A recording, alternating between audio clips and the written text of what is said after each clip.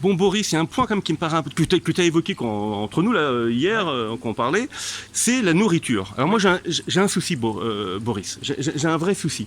En fait, j'ai vu pas mal. Alors on va parler pas de la nourriture des LPS, on pourra en parler, mais on sait que les LPS ça bouffe, on les voit, les proies, enfin les vers la bouche, y a pas de problème.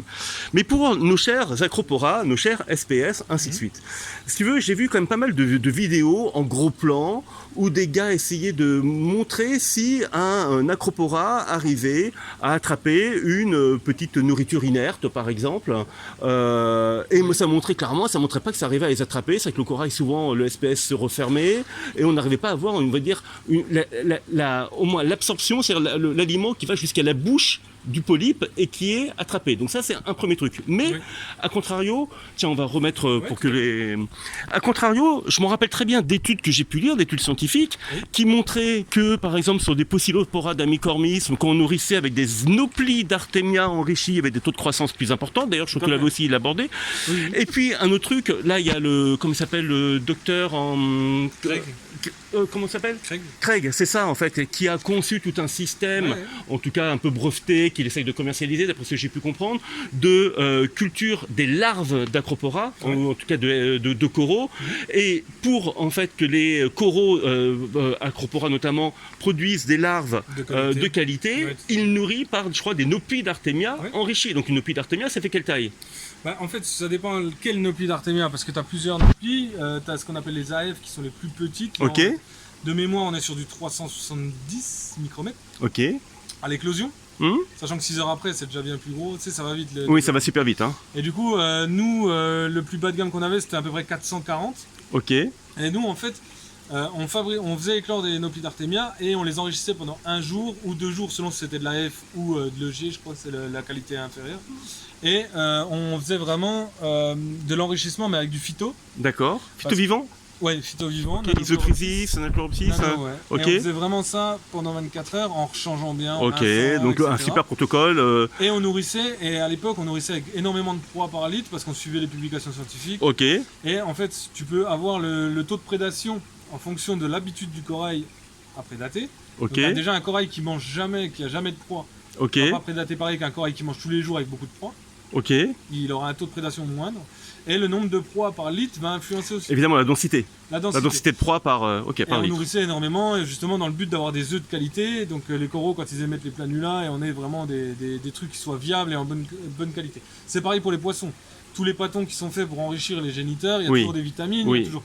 Et il faut, parce que c'est... La qualité des œufs dépend complètement de la nutrition des adultes, des parents. Enfin, okay. C'est pareil pour les coraux. Ok. Et en plus de ça, les coraux vont avoir la possibilité de pousser plus vite. Ok. Quand ils sont bien nourris. D'accord.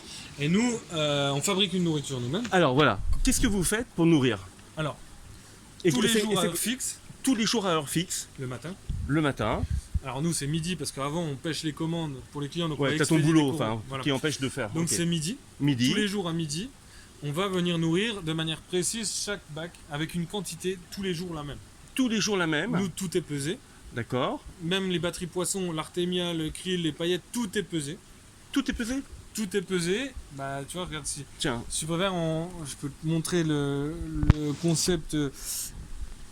Là, on est sur des fichiers Excel où en fait, on va vraiment. Ouais, voilà. On va avoir le cache nitrate, phosphate, calcium, magnésium. Okay. Alors là, on voit 12 de nitrate, c'est quand on est haut en batterie poisson. 0,05 en phosphate. Ça, c'est la batterie poisson, ça. Ça, c'est la batterie poisson. Okay. Paillettes, artémia, krill, moule, etc.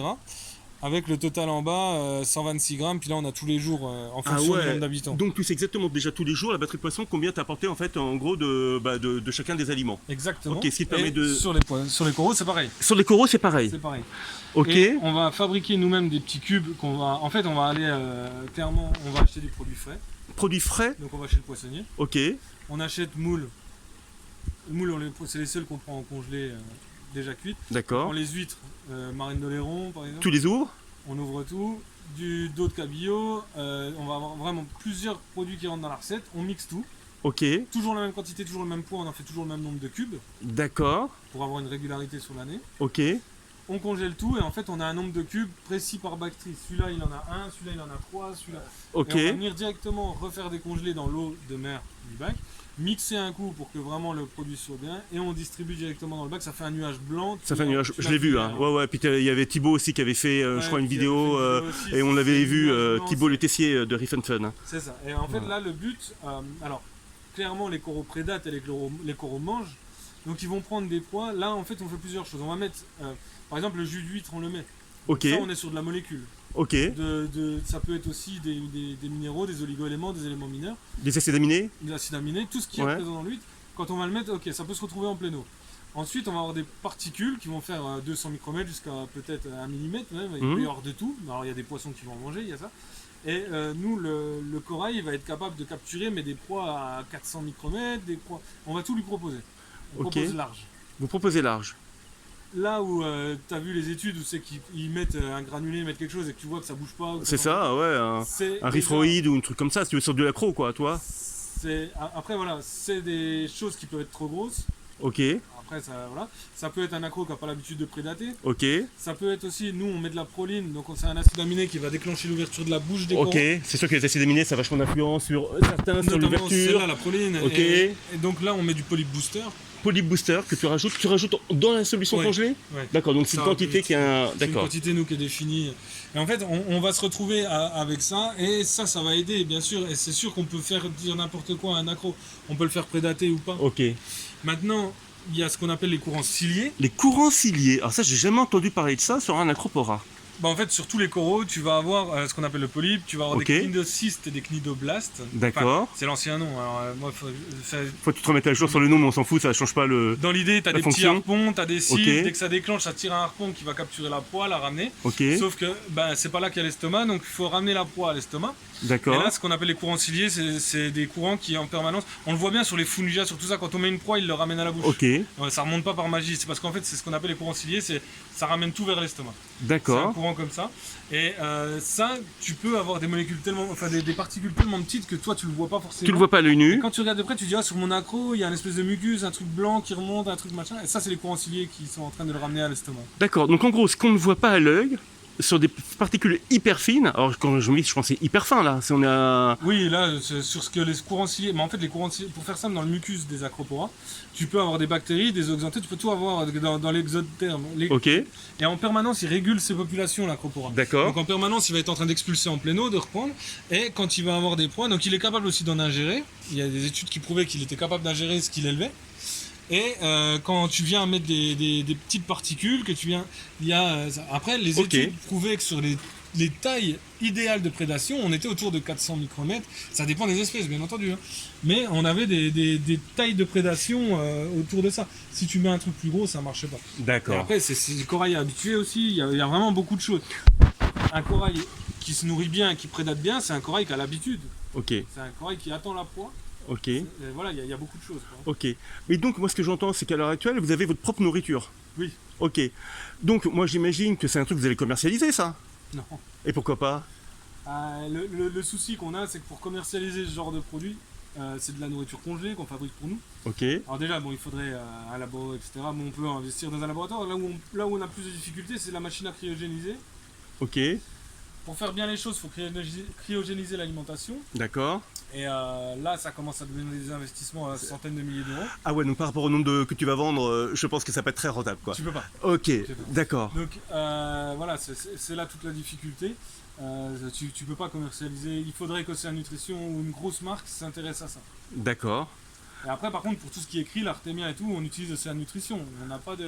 Alors, justement, si je veux un truc... Bon, vous avez votre recette à base de plein de produits au moins, comment dire, frais, en tout cas, hein, voilà, qui est votre propre recette, que vous complétez avec du polybooster, peut-être d'autres produits, mais bon, après, vous avez votre recette et là-dessus... Si on a besoin, on va venir ajouter d'autres choses. Ok. Mais par contre, un particulier, bon, bien sûr, il peut se faire une mixture perso, enfin, en gros, voilà. Oui, il n'y a pas de végétaux dedans, déjà. Il n'y a pas de végétaux. C'est que donc la protéine, en gros.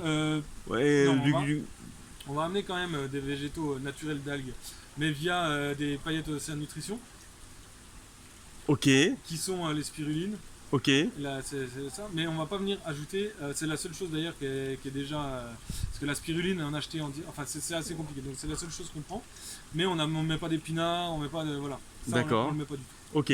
Mais par contre, toi, un particulier qui voudrait se créer en gros, ou acheter une nourriture de qualité pour nourrir ses coraux, qu'est-ce que tu conseillerais? Qu'est-ce qu'il faudrait qu'il achète dans les produits commercialisés ici? Dans les produits commercialisés, déjà, tu as le Polyp Booster qui me semble être quasi obligatoire. Ok. De Polyplab. D'accord. Si il est en manque de phosphate, le Rifroid en plus. Ok, on est d'accord, ça rajoute un rapport. Voilà, ok. Si il y a besoin de booster toute la chaîne alimentaire, je dirais du phyto ou du zoo en liquide de Sichem, mais une fois de plus, c'est dans un effet secondaire, donc il faut au moins 3 semaines pour voir un résultat. D'accord. Ok. Voilà. Et après, en nourrissage direct pour coraux, si on enlève la partie sèche, parce que là, dans la partie sèche, je dirais qu'il y a Fauna Marin et Océan Nutrition qui sont bien. Alors, il y en a probablement d'autres, mais je veux dire... Ça, ceux-là, vous avez une expérience avec et tu sais que ça marche bien. Ok. Exactement. Mais on préférera encore le congeler avec la vertebrate food. Alors, c'est quoi? Tu veux montrer? Il y a une nourriture spéciale à vertébrés qui existe. Donc là, ici... Ok, donc là, en fait, c'est que la nourriture Océan Nutrition. Oui, c'est ça. Ok. Là, tu as un vertebrate food ici. Ok. Qui est de la nourriture spécifique, donc qui contient du plancton et tout pour invertébrés, donc là c'est fait pour. Et après nous on couple avec Formula One et Formula 2. Formula 2 qui va être très enrichi pour les chirurgiens donc en algues et Formula One qui est un mélange qui est bien aussi. D'accord, mais ça alors, juste pour être sûr que j'ai bien compris Boris, l'invertebrate food c'est pour nourrir vraiment le corail, on va dire directement en mettant ça dans la... tout ce qui capture de la très tout ce qui va capturer, ok. Par contre Formula One et Formula 2 c'est pour nourrir les poissons. C'est ça.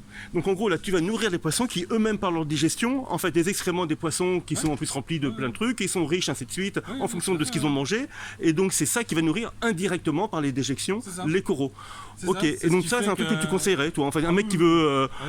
Et toi un cube là Océan Nutrition pour un bac bien peuplé d'acropora, tu mets pour un bac de combien de litres par jour? Après nous ce qu'on conseille c'est toujours d'ajouter en fond, c'est compliqué, c'est bien peuplé d'acropora, ce qu'on conseille c'est d'en ajouter, de démarrer avec un par... Enfin le mieux c'est journalièrement de toute façon. Journalier, ça c'est important, et à heure fixe. Voilà, si possible un demi-cube, on démarre avec un demi-cube tous les jours. Pas de pollution observée, un cube entier. Donc tu peux aller plus loin. C'est en fonction de la pollution. Toutes les 2 semaines, 3 semaines, c'est là l'impact réel du cycle, le temps que tout se mette en donc place. tu mets un demi-cube pour un bac de 300 litres, 400 litres, c'est une connerie. Tu regardes au bout de 3 semaines comment ça a évolué en termes de nutriments. Si il y a pas qui ont augmenté, tu mets un cube entier. Jusqu'à la limite, et une fois que tu as trouvé la limite, c'est que là tu dis bon bah là je pollue, tu redescends un peu. Ok, donc en fait tu vas aux limites de pollution possible de ton bac et tu descends de 10% pour être toujours en dessous de la limite. Mais c'est ça qui va définir, donc en gros plus tu nourris tant que c'est absorbé, mieux c'est pour le bac. Ah, oui. C'est tout simplement la règle en fait pour nourrir. C'est simple. C'est de bien observer et de ne pas tomber dans la pollution. Ok. Après, des fois, c'est très compliqué parce qu'il y a des personnes qui ont des bacs qui épurent très très fort, par exemple sur les nitrates. Oui. Et du coup, qui sont toujours en manque de nitrates. Oui. Et ils se basent que là-dessus. Oui. Et en attendant, il y a les phosphates qui grimpent. C'est ça, souvent. Donc, en fait, il faut vraiment voir la globalité de la chose. Ok. Et si on a un défaut, comme nous, par exemple ici, où les nitrates sont trop consommés sur la table SPS, pompe doseuse, nitrate liquide. Ok. Voilà. D'accord. On n'augmente pas la nourriture, nous. Ok.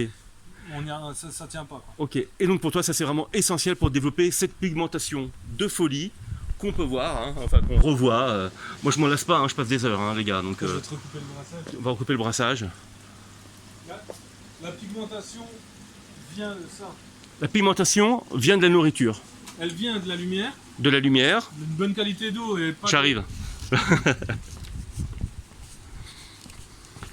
Elle vient de la lumière, d'une bonne qualité d'eau et de, bien entendu, une bonne stabilité en ICP. Ok. Et des matières, de l'azote et du phosphore disponibles. Ok. Puis les souches signatures. Et puis les souches signatures et ainsi de suite, et voilà. Ok. Mais les souches signatures, bon, elles sont accessibles. La lumière, c'est accessible. L'ICP, maintenant, est accessible. Donc en fait, le plus dur, c'est vraiment de caler les nitrates et de jamais descendre. D'accord. Ouais. Ok. Et pour toi, tu considères que c'est presque une recette, c'est qu'une fois que tu as fait ces bases-là, la probabilité d'avoir un beau bac, elle est proche de 100%. Ah oui. Ok. Donc pourquoi se prendre la tête qu'on peut faire des choses simples? Bon, c'est pas très... faut quand même mettre les choses en place. On est d'accord. C'est pas si simple que ça, mais c'est réalisable. Oui. Hein? Ah bah oui, c'est réalisable. Voilà. Ok. Est-ce qu'il y a des sujets qu'on a oublié d'aborder là, Boris? Tu penses que ça peut être important? Des sujets, il y en a beaucoup, hein. Ouais. Il y a beaucoup de sujets. Après, ce que tu veux parler, on en parle. Écoutez, on va recouper, on va réfléchir avec Boris à qu'est-ce qu'on pourrait développer là en 2-3 secondes, et puis on revient vers vous. Allez, à tout à l'heure.